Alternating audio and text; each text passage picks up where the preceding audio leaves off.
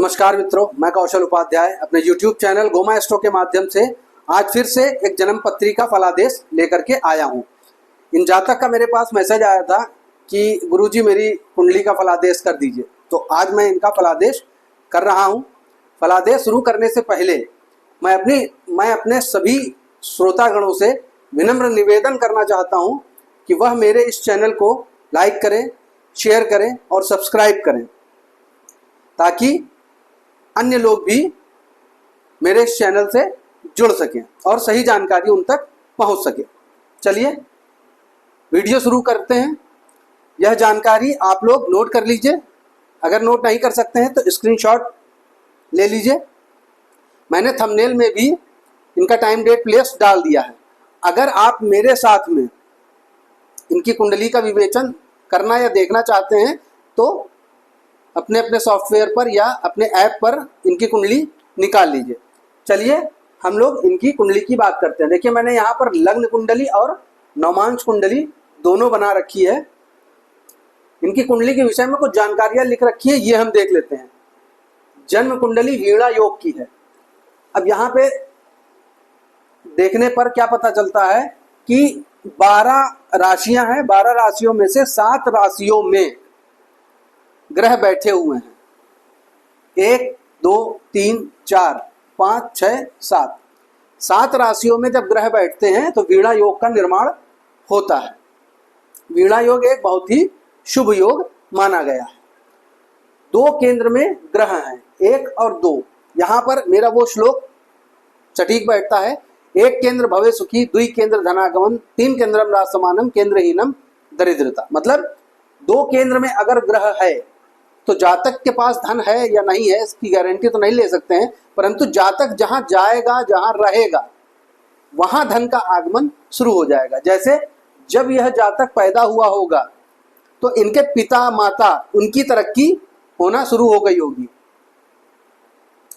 आगे देखिए, जातक का जन्म अश्लेषा नक्षत्र में तृतीय चरण में होने के कारण जातक मूल में है।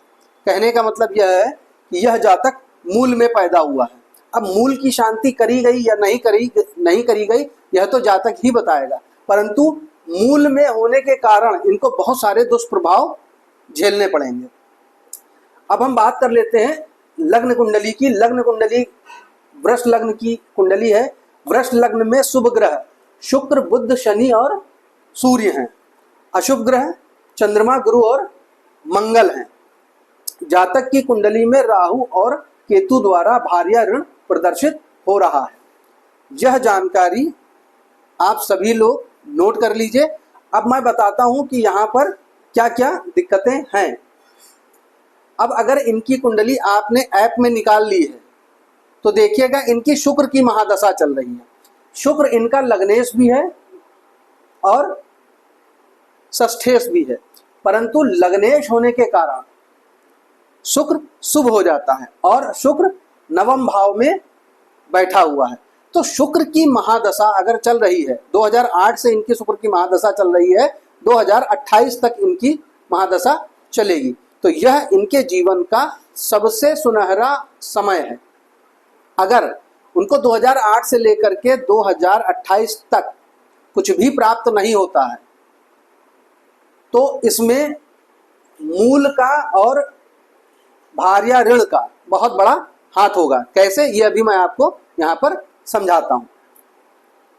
अब यहाँ पर आप देख लीजिए अन्य योग भी बने हुए हैं। जैसे चंद्र मंगल योग बना हुआ है गुरु के 7वें भाव में और शुक्र के 9वें भाव में बैठने से सरस्वती योग बना हुआ है। यह बालक बहुत ज्ञानवान, बहुत गुणवान व्यक्ति है। इस बालक ने मुझसे यह पूछा कि मेरा करियर क्या होगा, मेरा जॉब कहाँ लगेगा, मेरी शादी कब होगी। तो यहाँ पर देखिए भार्या ऋण प्रदर्शित हो रहा है। अब मैं यहाँ पर इनके विषय में आपको विस्तार पूर्वक बताता हूँ। देखिए, राहु 6वें भाव में बैठा हुआ है और केतु 12 भाव में बैठा हुआ है। सभी लोग जानते हैं कि राहु अगर स्वच्छंद रूप से बैठा हो अकेला तो वह उस भाव के हिसाब से फल देता है। उस भाव में जो राशि होती है उसके स्वामी के हिसाब से फल देता है।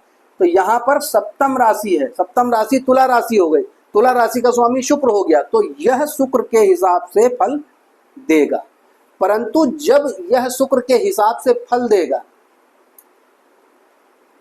लग्नेश है शुक्र, शुक्र संपूर्ण प्रकार के भौतिक सुखों का दाता है। शुक्र जो है वह इंसान को कामुक भी बना देता है। कहने का मतलब यह है कि अगर हम राहु की दृष्टि की अगर बात करें तो 1 2 3 4 5 कर्म स्थान में राहु की दृष्टि है, 6 7 द्वादश भाव में राहु की दृष्टि है, 8 9 कुटुंब भाव में राहु की दृष्टि है। अगर हम केतु की बात कर लेते हैं तो 1 2 3 4 5 सैया सुख, संपूर्ण प्रकार का भौतिक सुख, माता का स्थान, भवन भूमि वाहन स्थान पर केतु की दृष्टि है, 6 7 राहु पर पूर्ण दृष्टि है, 8 और 9 केतु की पूर्ण दृष्टि अष्टम भाव पर भी है। तो कहने का तात्पर्य यह है कि राहु और केतु मिलकर के भार्या ऋण का निर्माण कर रहे हैं। यह जातक सही रूप से देखा जाए तो इनके चरित्र पर विश्वास नहीं किया जा सकता। भार्या ऋण के कारण राहु इनको यहां पर बहुत ही ज्यादा संदिग्ध बना देता है चरित्र के मामले में। मैं इन जातक से कहना चाहूंगा, अगर यह अपने जीवन में अपनी धर्म पत्नी को छोड़ करके संपूर्ण नारी जाति को माँ बहन बेटी के रूप में अगर देखें तो इनका दाम्पत्य जीवन बन सकता है, अन्यथा इनके दाम्पत्य जीवन में बहुत कष्ट है। अष्टमेश और लाभेश हो करके गुरु सप्तम भाव में बैठे हुए हैं। अगर इनको पत्नी मिलेगी तो बहुत ही ज्ञानवान गुणवान गुरु के समान परम भक्त, परंतु अष्टमेश होने का दोष भी इनको लगेगा। अष्टम भाव में सिर्फ शनि को दोष नहीं लगता है, क्योंकि शनि अष्टम भाव का कारक है। यहाँ पर गुरु को अष्टमेश होने का दोष लग जाएगा। इस वजह से भी इनकी शादी में विलंब है, या कई प्रकार की शादियां हो सकती हैं। कई प्रकार का मतलब हो गया, इनके जीवन में प्रेम प्रसंग हो सकता है, इनका किसी से अनैतिक संबंध बन सकता है, शादी के बाद भी और महिलाओं से अनैतिक संबंध बन सकता है, अपने से बड़ी महिलाओं से अनैतिक संबंध बन सकता है, या फिर अन्य मार्ग भी हैं। अब अगर यहां पर इनके करियर की बात की जाए, तो मैंने अलग से सूत्र लगा करके भी देख लिया है।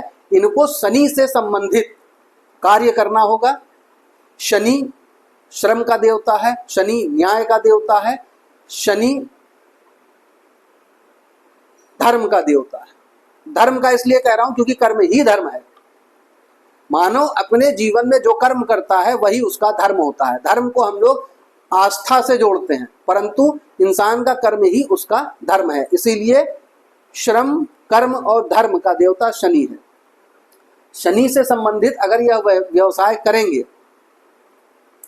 तो अष्टम भाव के व्यवसाय भी यह कर सकते हैं। क्यों? क्योंकि अष्टम भाव का जो कारक ग्रह है वह शनि है, और अष्टम भाव का स्वामी गुरु इनके सप्तम भाव में बैठा है। भाव भावत के नियम से दसम भाव से दसम मतलब दसम स्थान से दसम स्थान सप्तम स्थान होता है। इसीलिए हम इनका व्यापार नौकरी जो भी है वो हम यहां से देखेंगे। कहने का मतलब यह है कि गुरु यहां बैठा है तो ये एक अच्छे एस्ट्रोलॉजर बन सकते हैं। अगर ये एस्ट्रोलॉजर होंगे तब भी कोई दो राय वाली बात नहीं है। ये गुप्त एजेंसियों में काम कर सकते हैं, मतलब जासूस बन सकते हैं, सेना में जा सकते हैं, सेना का जो गुप्त विभाग होता है उसमें कार्य कर सकते हैं, रॉ में जा सकते हैं, अभिसूचना विभाग में जा सकते हैं, सीआईडी में जा सकते हैं, सीबीआई में जा सकते हैं, इंश्योरेंस सेक्टर में यह अपना भाग्य आजमा सकते हैं। और सर्वप्रथम मैं इनको एक चीज और बता देना चाहता हूं कि इनका लग्नेश नवम भाव में बैठा हुआ है, राहु छठों स्थान में बैठा हुआ है। इनको अपने मन में सेवा भाव रखना पड़ेगा। अगर इन्होंने अपने मन में सेवा भाव नहीं रखा तो इनको बड़ा कष्ट होने वाला। अगर इन्होंने ये सोचा कि मैं बहुत बड़ा आदमी हूं, मेरे घर में बहुत पैसा है, मैं किसी की नौकरी क्यों करूंगा, मैं किसी की सेवा क्यों करूंगा, मैं दूसरों की मदद क्यों करूंगा, तो यह स्वतः ही समाप्त हो जाएंगे। लेकिन अगर इन्होंने ये सोचा कि मुझे भगवान ने इतना सारा धन दिया है, मुझे एक अच्छे कुल में पैदा किया है, मुझे दूसरों की मदद करनी चाहिए, मुझे लोगों की सेवा करनी चाहिए, छोटों की सेवा करिए, बड़े बुजुर्गों की सेवा करिए, माताओं बहनों की सेवा करिए, तो यह निरंतर आगे बढ़ते जाएंगे। अगर इनको शुक्र की महादशा में भी अच्छा फल नहीं मिल रहा है तो भार्या ऋण का इनको निवारण कराना पड़ेगा, मतलब उपाय कराना पड़ेगा, मतलब शांति करानी पड़ेगी।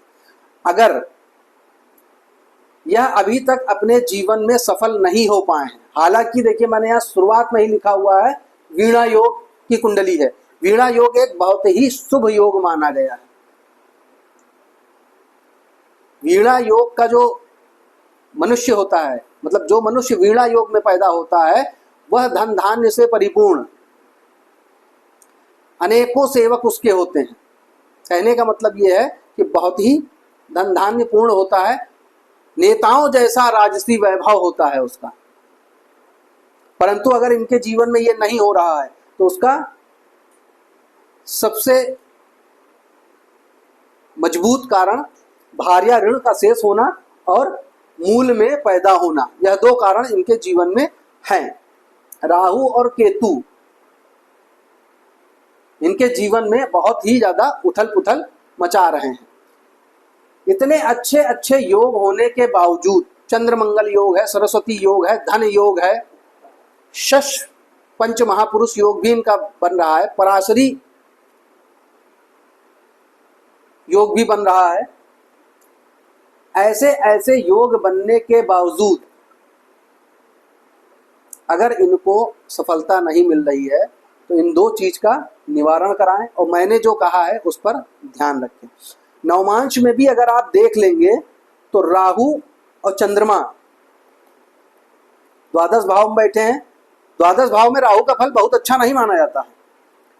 केतु षष्ठम भाव में बैठे हुए हैं, शनि एकदम सही जगह बैठे हुए हैं, सूर्य और शुक्र यह भी ठीक बैठे हुए हैं, बुध सही बैठे हैं, मंगल भी बहुत अच्छी जगह बैठे हैं, गुरु थोड़ा सा यहां पर ठीक नहीं। ओवरऑल लग्न और नवमांश कुंडली देखने के बाद मेरा इन जातक को